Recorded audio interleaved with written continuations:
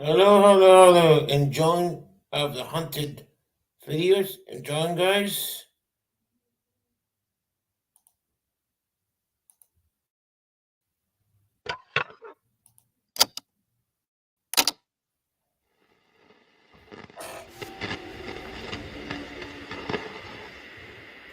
In the tranquil and picturesque North Georgia mountains, the seemingly idyllic vacation home has been the site of countless recurring strange and terrifying incidents. Michael and Josephine Spencer began to frequent the cabin soon after Michael's parents, Paul and Eleanor Spencer, acquired it in 2011. The elder Spencers had purchased the property as a retirement getaway, drawn to its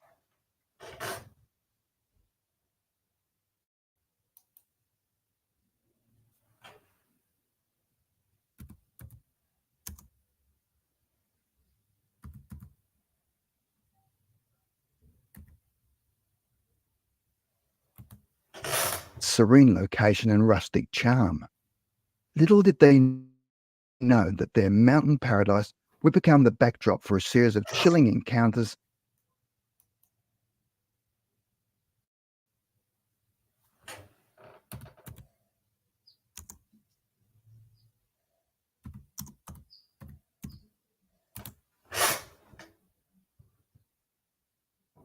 that would leave a lasting impression on their family.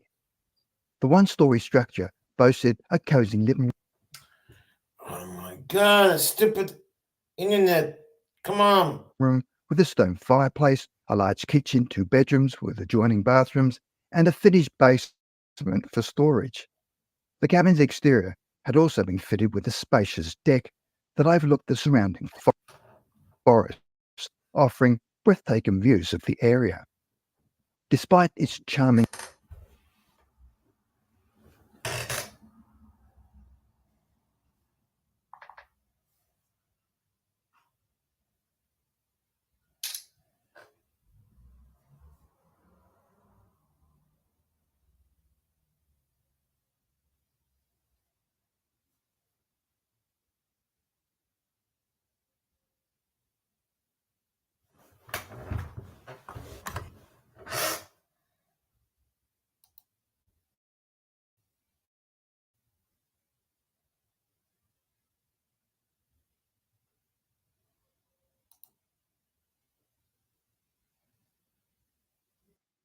the unmistakable melody of Pop Goes the Weasel, hummed by what seemed to be a little girl, filled the air.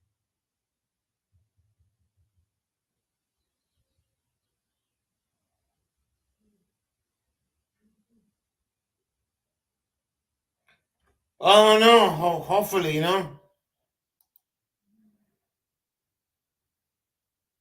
We see.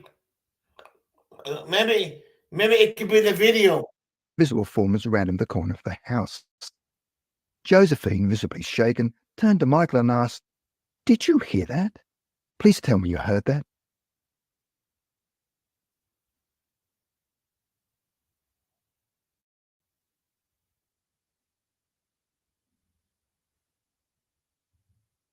Michael, still catching his breath, nodded in agreement, his eyes wide with disbelief. They searched the property, calling out for the child, but found no trace of her. The incident left them questioning their sanity, making them wonder what on earth they'd encountered. Perhaps the most terrifying experience at the cabin, however, occurred when Michael and Josephine planned a weekend getaway in the summer of 2017. The drive up to the mountains was filled with laughter and light-hearted chatter, their voices blending with the upbeat music on the playlist. However, the moment they arrived at the cabin, the atmosphere shifted dramatically. The air outside felt heavy and oppressive, urging them to quickly unload the car and seek refuge indoors. It must be that video. Gotta be the video. It must be that video.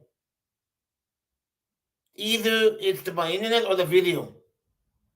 It's buffing. Yeah, it's that video.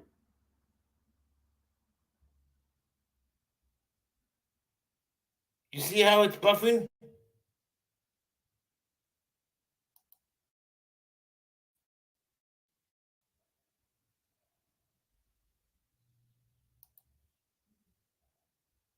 concerns focused on bringing in the last of their belongings.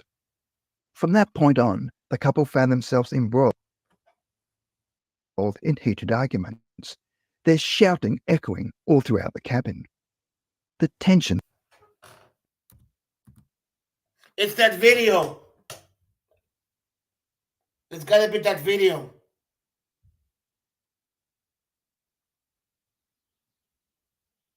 Because streaming having problems lately last night, you know? Let me check, hold on.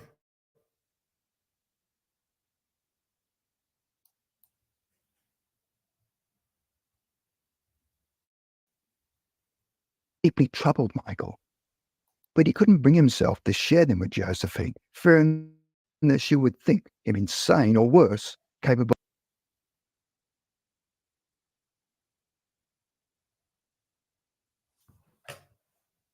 of such unthinkable horrors. He grappled with the idea that the cabin itself might be influencing his mind, a notion which only amplified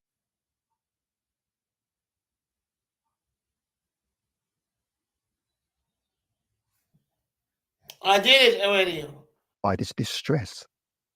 As the hours ticked by and the relentless onslaught of disturbing imagery took its toll on Michael, he grew increasingly desperate for relief. Exhausted and emotionally drained, he suggested that they turn in early, despite it only being 8 p.m. Josephine agreed, adding, I'll be back, guys. I'll be right back. Hold on. Hold on.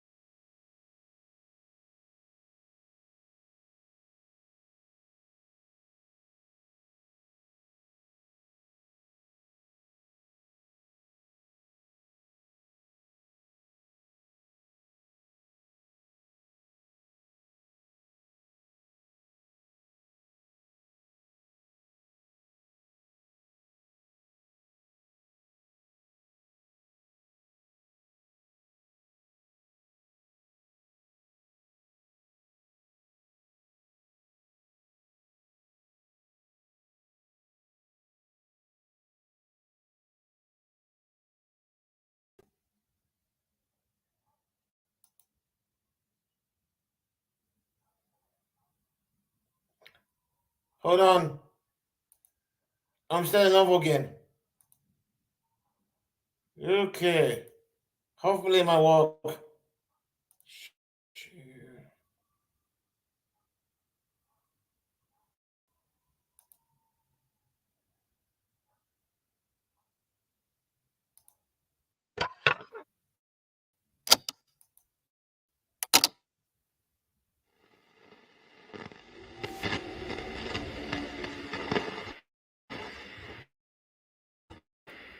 In the tranquil and picturesque North Georgia mountains, the Yosemite has been the site of countless recurring strange and terrifying incidents.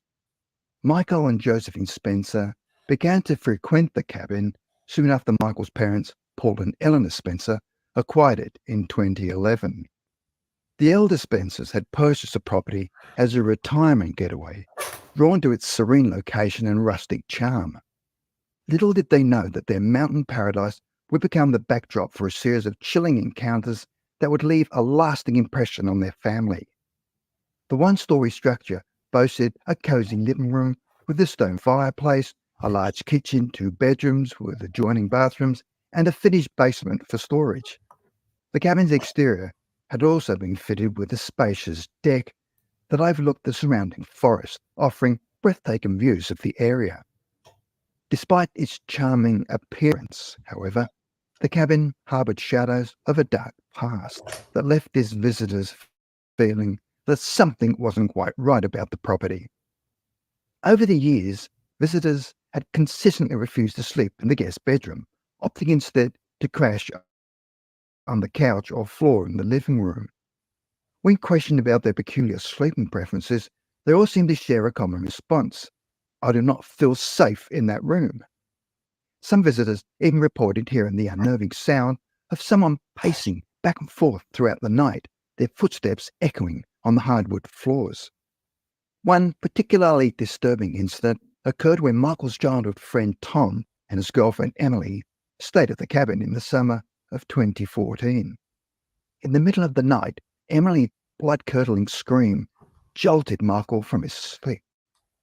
Rushing to their room, he found Emily, her face drained of colour, trembling uncontrollably. With tears streaming down her face, she insisted that if they didn't leave immediately, she and Tom would start walking the 10 miles back to the nearest town. The sheer terror in her eyes left no doubt about the graveness of her encounter. Curiously, the unsettling occurrences had not been limited to the confines of the cabin. The surrounding land, a sprawling 10-acre property, had itself too become a hotbed of paranormal activity, especially following Michael's marriage to Josephine in 2014. During one such incident in the summer of 2015, the couple were enjoying a quiet evening on the porch, while Michael grilled steaks for dinner. As Josephine began to ask when it would be ready, an unexpected sound interrupted their conversation. The unmistakable melody of "Pop Goes the Weasel," hummed by what seemed to be a little girl, filled the air. The cheerful tune, completely out of place in the secluded wilderness, sent a chill down their spines. Startled, Michael inhaled sharply, triggering a coughing fit that doubled him over. Suddenly the humming ceased, and a child's voice sternly demanded, "Stop that!" before resuming her singing. Her voice then slowly fading away as if her invisible form was rounding the corner of the house. Josephine, visibly shaken, turned to Michael and asked, "Did you hear that? Please tell me you heard that." Michael, still catching his breath, nodded in agreement, his eyes wide with disbelief. They searched the property, calling out for the child, but found no trace of her. The incident left them questioning their sanity, making them wonder what on earth they'd encountered. Perhaps the most terrifying experience at the cabin, however, occurred when Michael and Josephine planned a weekend getaway in the summer of 2017. The drive up to the mountains was filled with laughter and light-hearted chatter, their voices blending with the upbeat music on the playlist. However, the moment they arrived at the cabin, the atmosphere shifted dramatically. The air outside felt heavy and oppressive, urging them to quickly unload the car and seek refuge indoors. Josephine remarked, "Something kind of feels off," her voice trembling slightly. but Michael brushed off her concerns, focused on bringing in the last of their belongings. From that point on, the couple found themselves embroiled in heated arguments, their shouting echoing all throughout the cabin. The tension between them was completely uncharacteristic of their usual loving and supportive relationship. Michael also began to experience disturbing visions and vivid images of himself standing over Josephine's lifeless body, a bloody knife or a smoking rifle in his hand. These intrusive thoughts, so alien to his gentle nature, flooded his mind, tormenting him relentlessly. Considering himself to be an extraordinarily stable and rational individual, these macabre visions deeply troubled Michael. But he couldn't bring himself to share them with Josephine, fearing that she would think him insane or worse, capable of such unthinkable horrors. He grappled with the idea that the cabin itself might be influencing his mind, a notion which only amplified his distress. As the hours ticked by and the relentless onslaught of disturbing imagery took its toll on Michael, he grew increasingly desperate for relief. Exhausted and emotionally drained, he suggested that they turn in early, despite it only being 8 p.m. Josephine agreed, adding, "Yeah, but let's clean up the house so we can leave first thing tomorrow morning, and I can get out of this freaking marriage."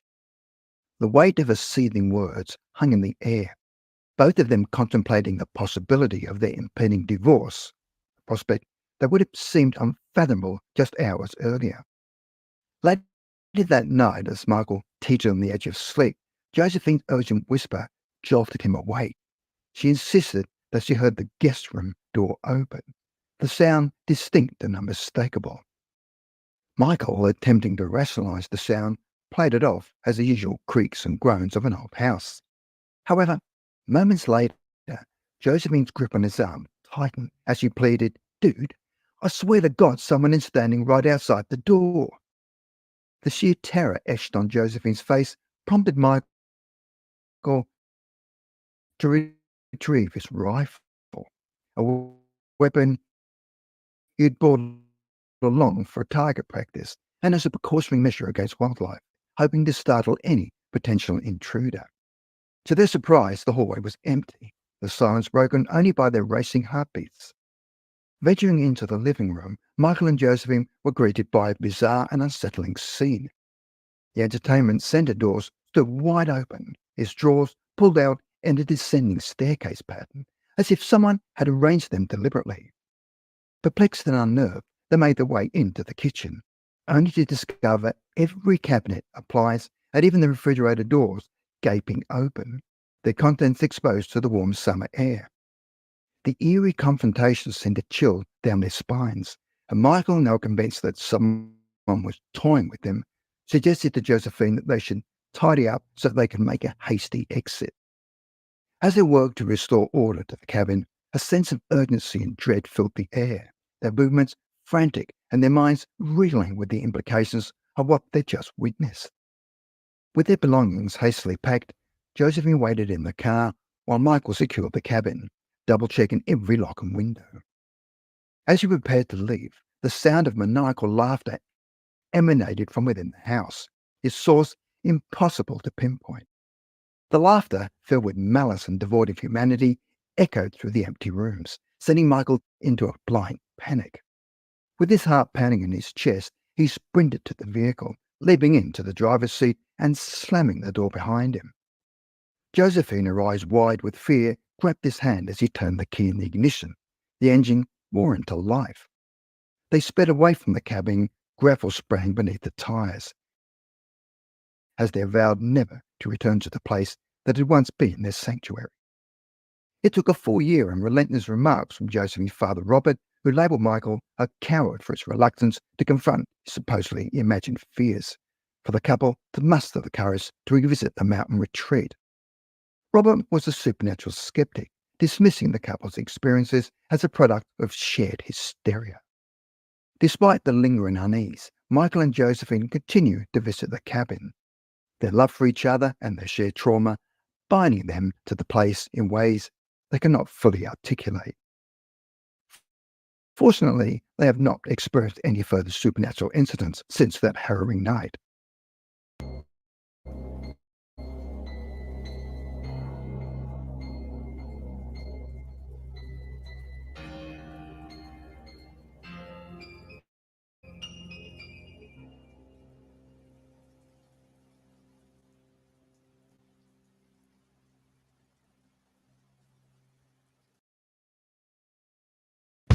It is perhaps one of the most well-known urban legends in Hawaii. Its story has permeated decades. Every generation, the hauntings of this place resurface and become an urban legend all over again. On this episode of Hawaii's Most Haunted, we bring you the mythical truth of the Kasha of Kaimuki.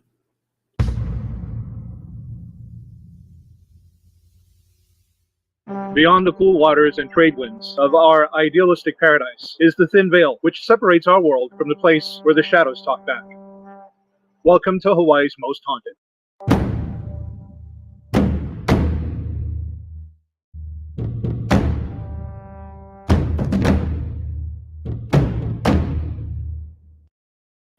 In ancient Japan, the literal translation of the name Kasha is fire cart. It is a creature that frequented populated areas where its dietary sustenance consisted of fresh human corpses. According to the lore, these creatures are a type of bakeneko, living among human beings under the guise of a common house cat or stray. They are bipedal and larger than most people, and they are accompanied by flames from hell, where they make their advent in the evening during rainy or stormy weather. It is only during funerals that their true forms are revealed, and as a result, they are known to snatch corpses and spirit them to hell for punishment. Akasha will animate a corpse as a puppet or simply eat it as a meal. More often than not, Akasha is known to indulge in the latter. On August 13th, 1942, an article appeared in our Honolulu Star Bulletin that described a haunting incident that they blamed on the evil doings of a kahuna. Answering a call at 1:25 a.m., Police Sergeant Mosley Cummings and Patrolman Robert Anseth found a 10-year-old Hawaiian boy and his two sisters, ages 18 and 20, on their living room sofa, shrieking in fear. The mother, also shrieking, was waving tea leaves and sprinkling Hawaiian salt to ward off the ghosts. The mother stated that at 10 p.m., her 10-year-old son detected the odor of a ghost in their Kaimuki home, and apparently angry at being found out, the spirits attacked him, and subsequently his two sisters, repeatedly attempting to strangle them. My husband, who left me, is to blame, the mother added. After a struggle that lasted for a good hour and a half, the police yielded the troubled home to a kahuna and took the woman to her sister's house for safety around 3 a.m. The Hawaiian woman's earlier use of tea leaf, water, and salt to ward off the harmful spirit proved to be fruitless, as she now pointed out to one police officer's arm, "Look, you're covered with goose pimples." Fast forward to an October 31st, 1972 Halloween editorial about local ghost stories that describes a call to HPD regarding a haunted house. Whether it's the same house from the previous story from 1942 is unknown because no address was given for either location. What is known is that the urgent call comes from three girls who are sharing a house which the neighborhood considered haunted. The girls heard strange noises in the house, like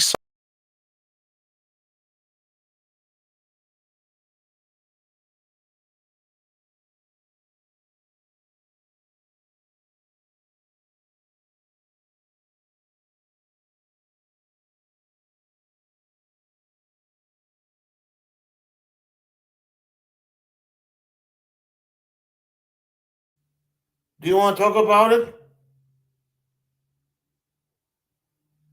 Hey Kim, you want talk about it, Sable?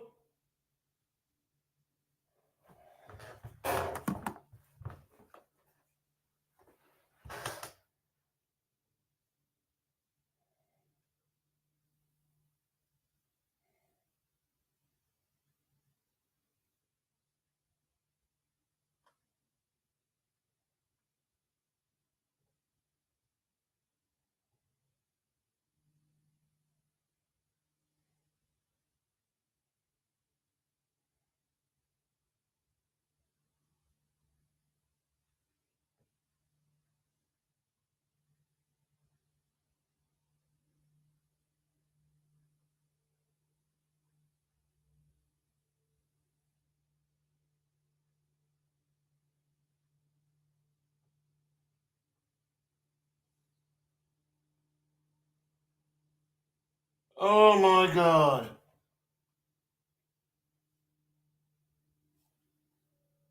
That's sad. Oh.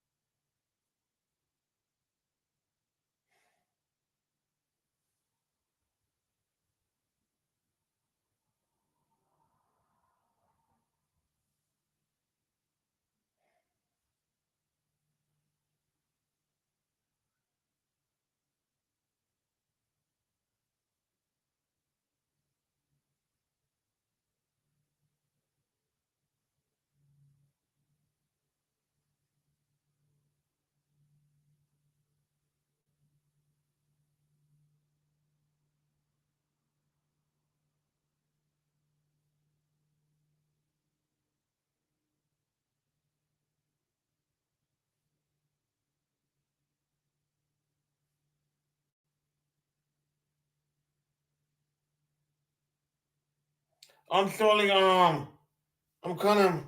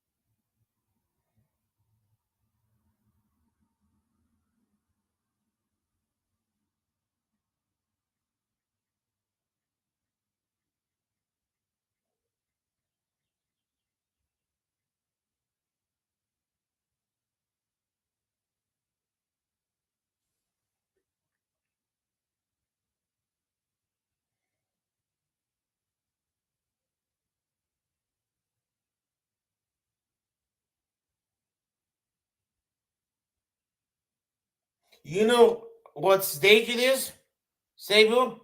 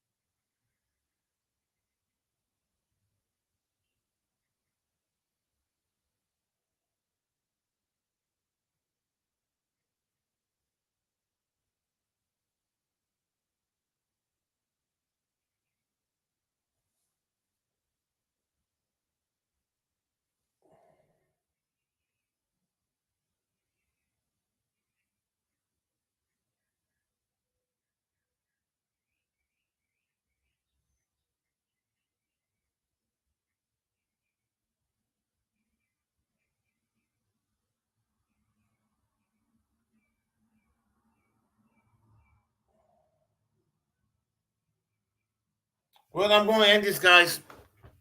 I'm sorry, guys. I'll be back 6 o'clock.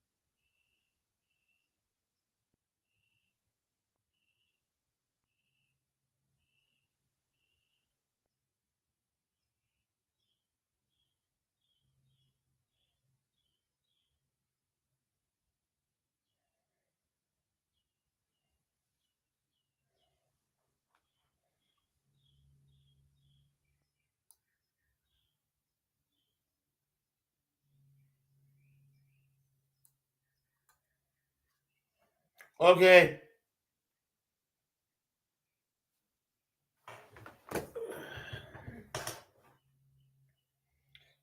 Well, guys, I'm going to end this then.